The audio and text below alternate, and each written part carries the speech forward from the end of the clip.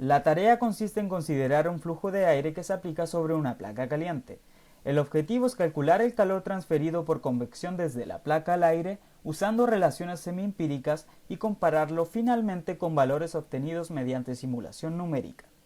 A continuación se muestran los valores obtenidos para el primer caso, donde la temperatura de la placa es de 800 Kelvin, se obtiene el valor de la temperatura de película, cuyo valor resultó ser 227 grados Celsius, y en base a esa temperatura se obtuvieron los valores de la conductividad térmica, la viscosidad cinemática y el número de Prandtl del aire.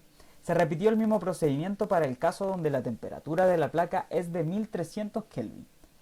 Ahora se procedió a calcular el valor de X crítico, que es básicamente la distancia desde donde el flujo deja de ser laminar y se vuelve turbulento. Para ello se utiliza la expresión del número de Reynolds ahí mostrada. Cabe mencionar que se utilizó el valor de número de Reynolds crítico mencionado en el libro Sengel de transferencia de calor, que es de 5 por 10 elevado a 5. Enseguida se determinó el valor de X crítico para cada caso y ocurrió que en todas las combinaciones de valores de temperatura y ángulo, excepto unas que se detallarán después, se obtuvo un valor superior a 4 metros, que es el largo de la placa. En consecuencia, para esos casos se tiene que el flujo es laminar a lo largo de toda la placa. Los casos que fueron la excepción fue cuando el valor de la temperatura de la placa es de 800 Kelvin y la velocidad del flujo del aire es de 10 metros por segundo. Los valores son los que se muestran en la imagen. Para calcular el valor del coeficiente de transferencia de calor por convección a lo largo de la placa se utiliza el número adimensional de Nusselt. Existe uno para cuando el flujo es laminar a lo largo de toda la placa, otro para cuando el flujo es turbulento a lo largo de toda la placa y otro que vendría a ser el promedio, que es cuando el flujo es en cierta parte de la placa laminar y en la otra turbulento. Las expresiones matemáticas se muestran en la imagen. Ahora se muestran gráficos cualitativos del coeficiente de convección versus la posición a lo largo de la placa. El gráfico de la izquierda corresponde al caso de flujo laminar. Se tiene que tener en cuenta que para los diversos casos donde el flujo es laminar se obtuvo una curva parecida.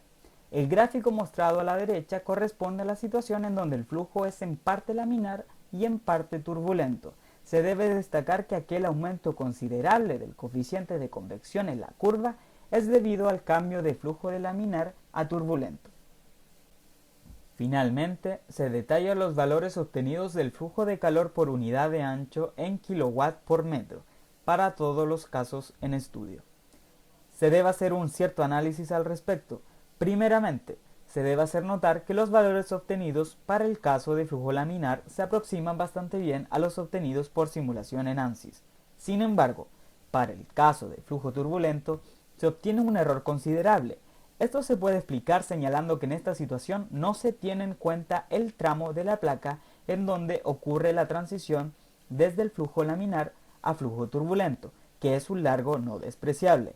También se puede concluir que la desviación de los valores del coeficiente de convección está sujeta a muchos factores, como la velocidad del flujo de aire, el ángulo respecto a la placa y la temperatura de la misma.